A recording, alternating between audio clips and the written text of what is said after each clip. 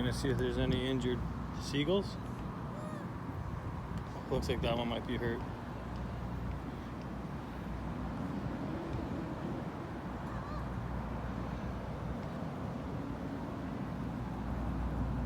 Guys think it's a game killing seagulls? I believe it's a $2,000 fine per bird and up to 6 months in jail. Something like that.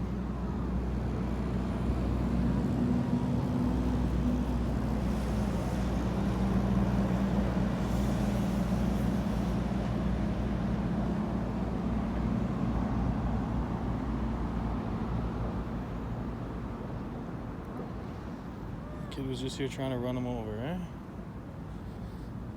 I hope he didn't get any.